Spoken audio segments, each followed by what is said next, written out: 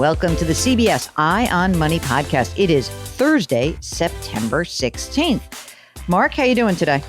I was doing pretty well until I just, getting bothered now by the management office. Somebody below me has a leak coming into their apartment, so they think it might be coming from our apartments. And now these people are coming in and out of my place. Oh, so now I can't rely on you to be part of this particular call? If you go to me and you hear crickets, I'm in my bathroom. Oh, brother. It's just the only weird, that's one of the few things about the apartment living that can be very unnerving. My friend Denise, who lives on the Upper East Side, had just kind of finished moving in, done the floors, this, that, and the other thing right in the beginning of the pandemic. And somebody had a big leak above her and all of her floors had to be redone. But they couldn't be redone because it was a pandemic. Oh, God. And so you're in a pandemic. You don't want to complain about it, but really that's a drag. Have you ever been flooded yet by a neighbor? I've never been flooded by a neighbor. Oh, did I not tell you what happened to me about my neighbor downstairs? All right. So this guy, he's really a curmudgeon. He's a young curmudgeon.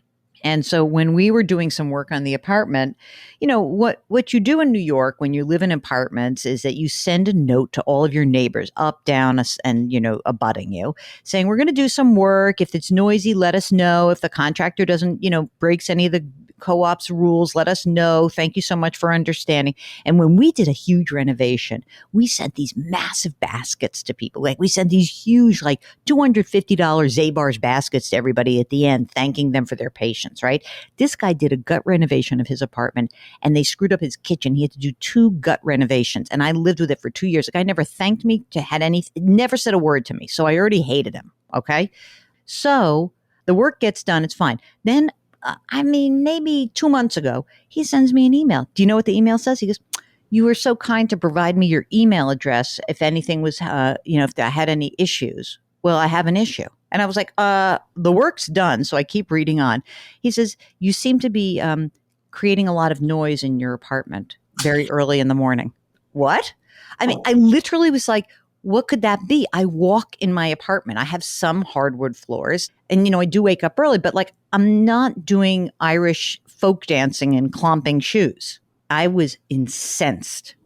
But what did I do? I'm going to tell you what I did. I wrote back, I'm very sorry. We'll make sure to limit any noise.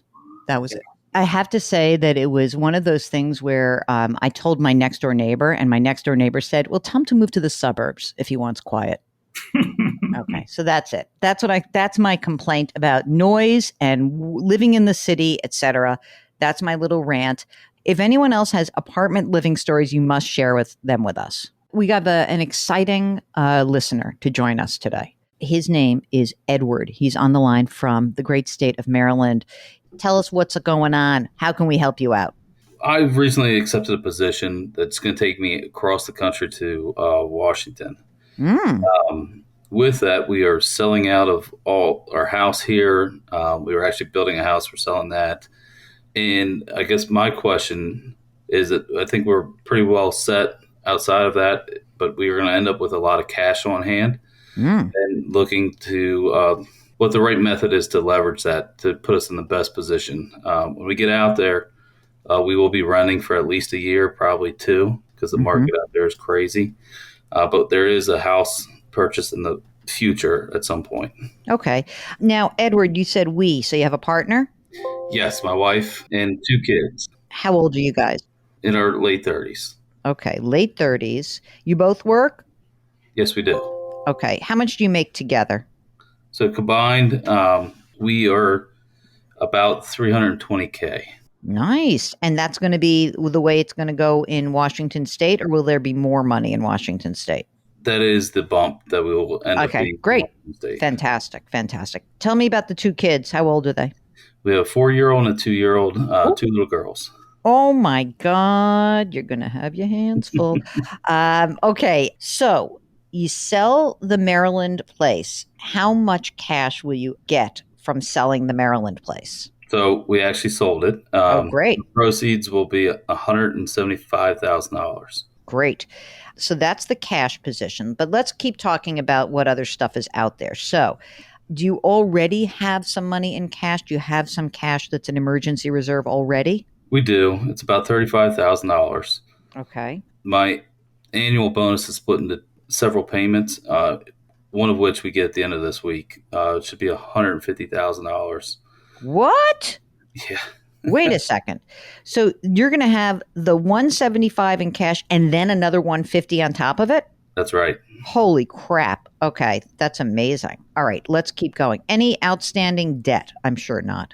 Well, we do have one outside of the mortgage Mhm. that will settle up. I have a boat, but we plan on selling that. And actually, because of the COVID market, we should be able to sell for what we paid for it. So we'll net a little bit of cash there.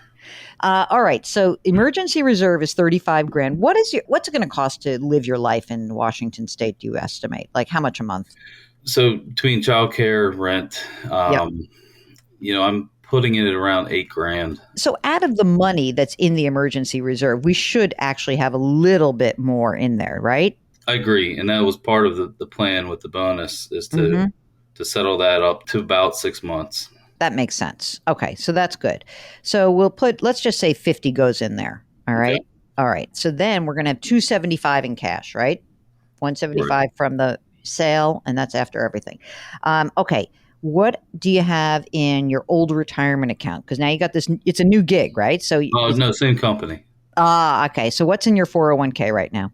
Mine's about 435. Okay. Hers And, is maybe 120. okay, got it. And are you using a Roth or a traditional? Both are traditional. She's nonprofit, so she has a 403, but she's using the post tax or pre tax. Okay, so both pre-tax, got it. Other assets? Do you have any money invested in an investment account? Yeah, I have a small robo that's about 24,000. Any college money set aside or not? I haven't done that yet. Is that important to you guys? So the only reason we were thinking about it is because we'll file taxes in Maryland. I can take advantage of a 529 and get a small tax cut on our state income tax. Forgetting about the tax situation, do you feel like that is something that is important? Do you want to be able to help fund college education for your girls? I do, yes. Okay. And when you think about that, is it public or private? Do you have a sense of that? No, I have no clue. I'm probably closer to the public or state school, Mm-hmm. closer to heart, right? That's what I went through. So Yeah, of course. But your wife is like, no way, they get to go wherever they want. I know that right now. Right. Mark, how much money can we dump into the 529 plans? We got 275 grand that is available right now. And I'm feeling like I want to make a big, sort of a big move into the 529. How much of that 275 can we put into college, and how much do we need to keep aside for the future home? Well, that's my question: is what does he think a house in that area? I mean, that market's insane. So, what does he think a house is going to cost? Yeah, what do you think? yeah, we're probably targeting that 1.2 or 1.3. Ugh, But you need most of that money. you're going to need that So- money. But wait, in the next 2 years, how much bonus money is going to come in on each year? Is it going to be the same 150 a year? Yeah, around that mark, maybe a little bit higher. So Mhm. it should be around like 200. Here's what I'm thinking. You're going to add to the money, but you also really should put some money into these kids' plans. I think that's important. So what I would do is, are you going to file in Maryland for this year, but not next year? That's Is that correct. what's going to happen? Okay. I don't know what the Washington state plan is, but and there's no state income tax in Washington, so you're probably going to be in a better tax position once you move to Washington state. What I would do is this.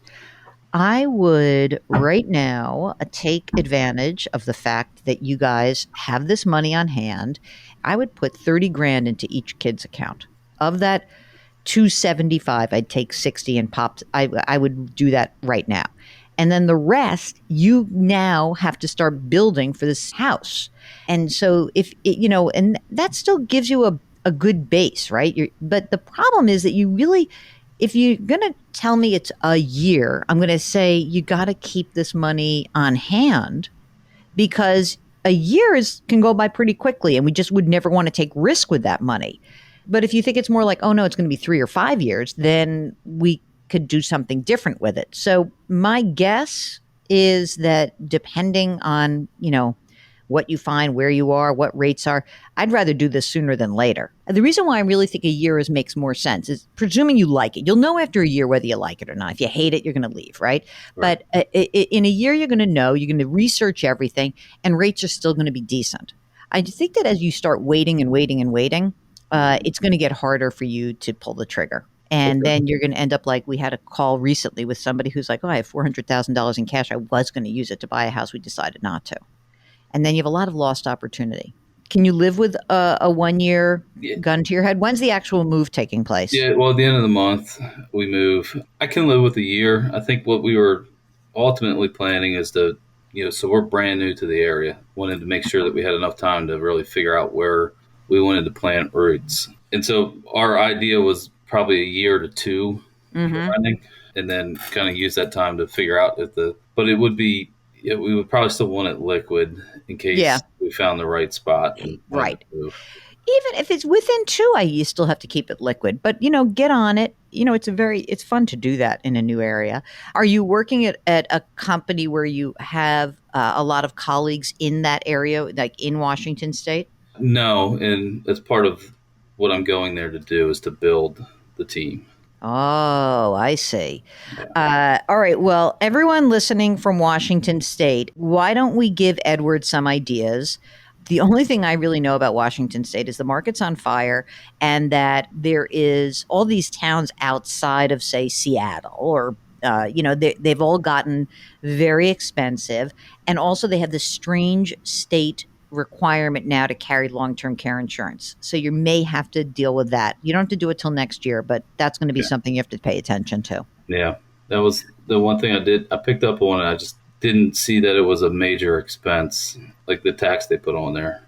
I mean, it's not the worst thing in the world to have long-term care insurance. This is quite a rule to have in place. It's going to impact you. So you're going to have to build that in. Maybe what you should do is go check out, we've had sponsors of our other shows.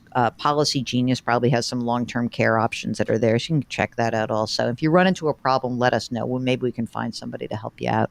I think it's an exciting time for you guys. And it sounds like you're in really good shape. I think definitely put some money in those 529 plans. And then you're going to just manage the cash and start looking. I have a feeling, I don't know why, but I get the sense you're a very organized person. Am I right? I am, yes. You're going to have that nice, tidy spreadsheet with all the things you want. Good schools, nice house, and you're going to really see what's out there. And you're going to go neighborhood by neighborhood. And this will be kind of fun way to get to know the place also, is just go explore different parts. Are you going to be working remotely or in an office? Kind of a combination of the both. I'll be covering a pretty large territory, so it'll be in the office and on the road quite a bit. All right. Well, maybe you can go a little bit farther afield also in that respect, right? Right. We wish you the very best of luck. So really appreciate you taking the time to give us a holler. If you, like Edward, have a big move planned, if there's something major going on in your life and it ripples across your real life, your financial life, let us help you out. Go to our website, JillOnMoney.com, hit the contact button, tell us what's going on. Let Mark and me help you out. We are both certified financial planners. We can do that. If you're just listening and you want to know the email address, ask Jill at JillOnMoney.com. Now, don't forget to go out and lift someone up. And our mantra here at Eye on Money, curiosity, compassion, community. Thanks for listening, and we'll talk to you next week.